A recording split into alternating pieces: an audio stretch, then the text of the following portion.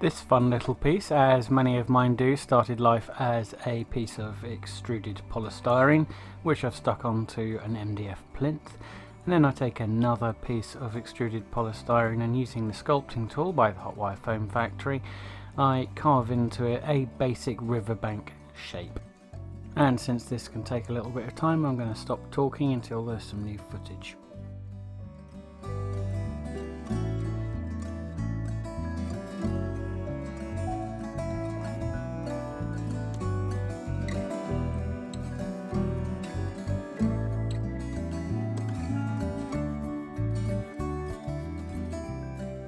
So I stick the two bits of foam together using Hot Wire Foam Factory's Foam Fusion. This is like a white glue but specially formulated for foam, and it kind of welds the foam together like nothing else does, and you can still cut into it should you wish with the hot wire tools. And the next step is, as usual, Sculptamold. I mix this into a fairly stiff paste. If you mix it too thin or too runny, then it doesn't dry for a very long time. Mix it into a fairly stiff consistency and you've got about half an hour to work with it, sometimes less, sometimes more, depending on how humid your environment is. And I just keep building that up, overlapping the edge of the river there to give a kind of eroded look to the river. And I go over all of the foam because the resin I'm going to be using gets very hot and I don't want it to melt the surface. As it turns out, later on I'll be using some epoxy putty on there anyway, so perhaps it wasn't necessary at that stage to add Sculptamold. And I also use some polyfiller or spackle to fill in the gap between the two pieces of foam. I use black gesso as an undercoat for the entire model. This is a very thick acrylic based paint. It also provides a very nice key for the rest of the paint if you're going to be using washes. I'm not in this case, but I wanted it to have a slightly textured finish, so it filled in all the little gaps. And then I used some Vallejo European thick mud to go over the banks, and some roots from dioramas to give the banks that eroded, rooted look.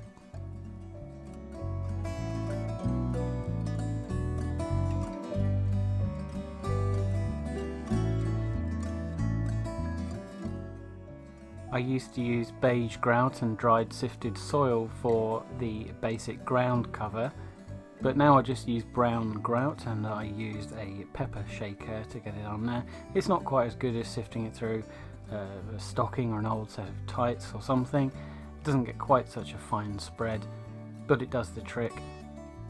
And then I use some water with a drop of dish soap, and that just sets the grout off rather nicely. And then I can apply some scenic glue over the top and apply some Woodland Scenics fine turf. This is their green blend, and this is just forming the basic undercoat of the ground cover.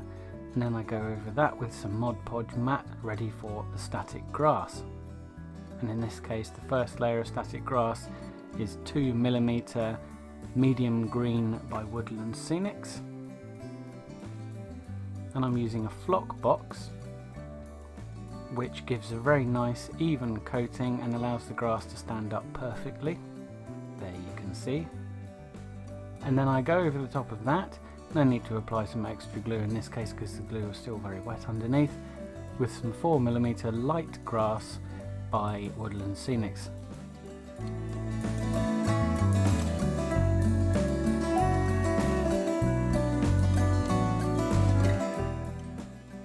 Now, Green Stuff World were very kind and sent me some of their products to try, including these textured rolling pins. This is their cobblestone rolling pin. It's basically an acrylic pin that can be used to apply texture to any number of putties and clays. You can even do it over extruded foam if you press hard enough.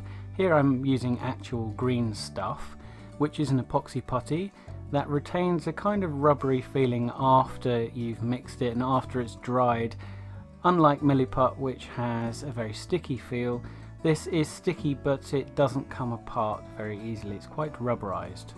So you can stretch it out into a thin layer like this and apply some water over the top. This just prevents it from sticking to the pin, and you can apply some underneath so it doesn't stick to your mat as well. And then roll your pin over the top, pressing reasonably firmly. And what you get at the end of it is an absolutely beautiful piece of textured material. This green stuff is ideal for use with these pins.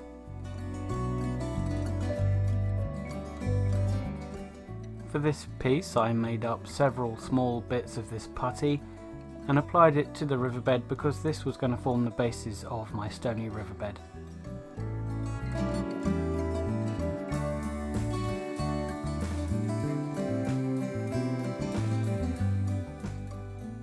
It's worth bearing in mind that you don't need to glue it onto the surface. Because this is epoxy putty, it will stick quite naturally to your surface, and that's where the black gesso underneath really helps. And then I made up several balls of green stuff and applied them in the gaps and over the surface to add a bit more of an extra texture layer to the riverbed.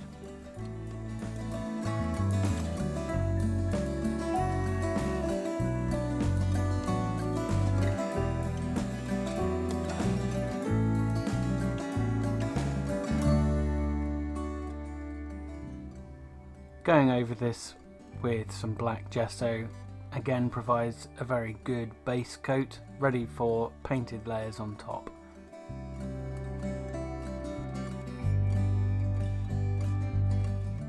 And a bit more brown grout along the bank helps to blend it in. And then it was time to paint the individual stones, and for this I used several colours of acrylic paint, starting with a light silvery grey.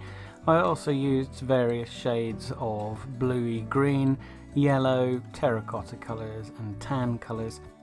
And then I tied all these rather garish colours together using some Vallejo washes. These are their game washes and they are black and umber. And you just go over the entire riverbed surface there, and it really brings the garishness of the stones down and ties them all together very nicely, providing a very natural look. And the wash also helps the grout to set. And now for some more stunning materials by dioramaprecipe.com. I'm using some reed grasses and some ivy, and with the reed grasses I just pick the ends off and I bunch them into, well, a bunch, and then I pin a small hole in the bottom of the base and I apply some glue to the reeds and I push them through the hole, and they make incredibly realistic looking riverbed reeds. And then along the bank I also apply some ivy, just using some PVA or some Mod Podge. These are quite fiddly to apply, but once they're done they look absolutely stunning.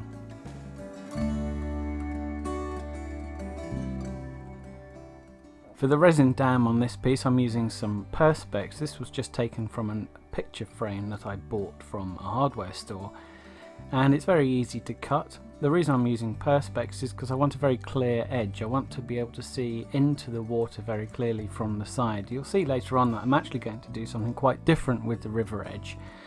But if I used masking tape like I usually do, then I'd have to polish it up with some fine grit sandpaper and some polishing compound, and I just didn't want to do that.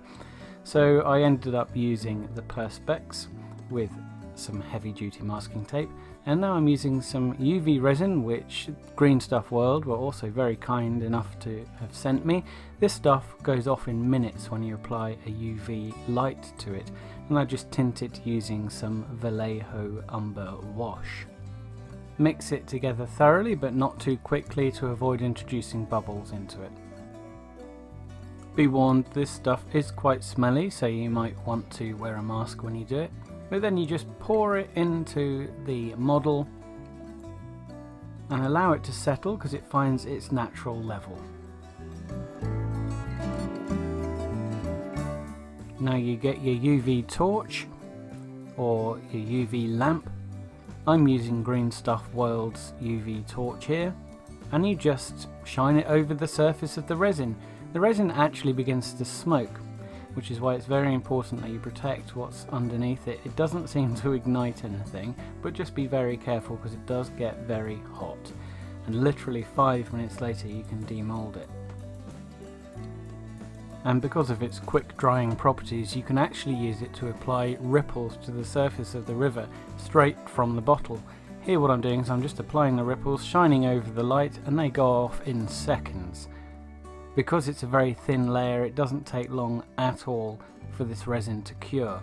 The thicker it is, obviously, the longer it takes, but for these ripples, hardly any time at all, and you can really build a very realistic river surface that's very hard wearing very quickly, as shown there. And I said I'd be doing something different.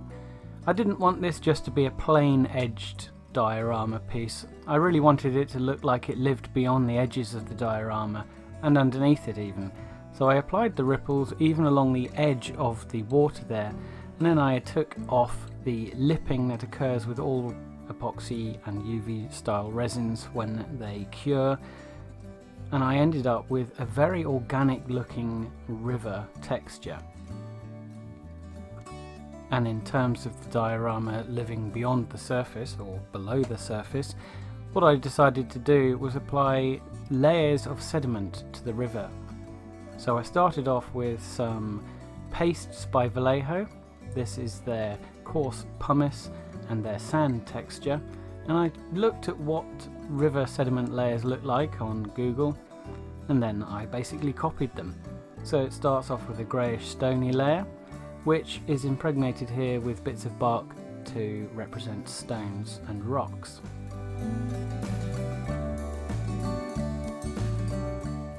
And because this texture paste is acrylic resin based, you don't need any glue to stick these rocks in. You just press them into the paste itself and they'll set firmly. Just make sure that they are pressed firmly in.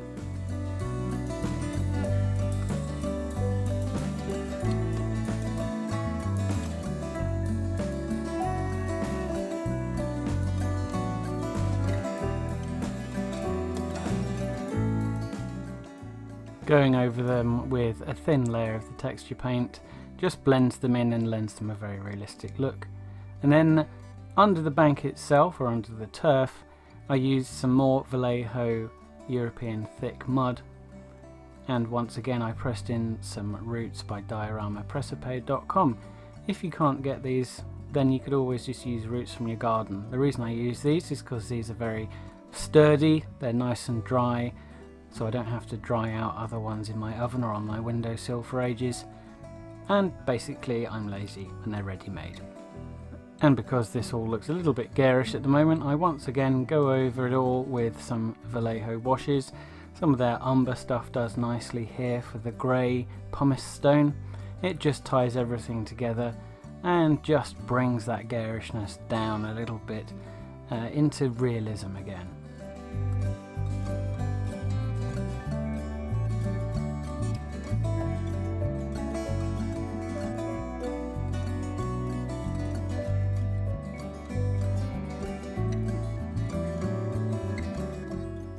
And now I'm just going to let these products speak for themselves. It's Diorama Precipe again.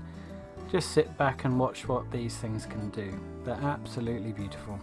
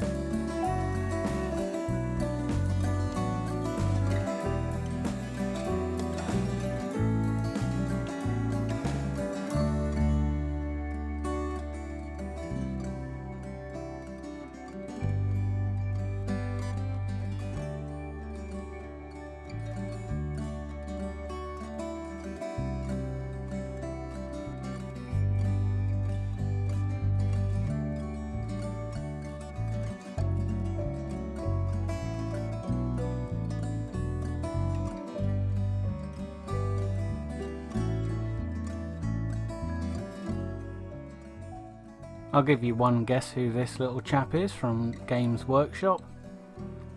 Bright blue his jacket is, and his boots are yellow. You've guessed it.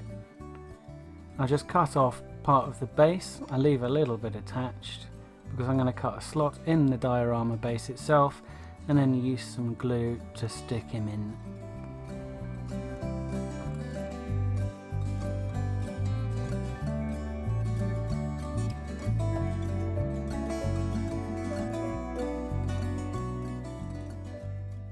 A little bit of the Vallejo mud blends him into the surface.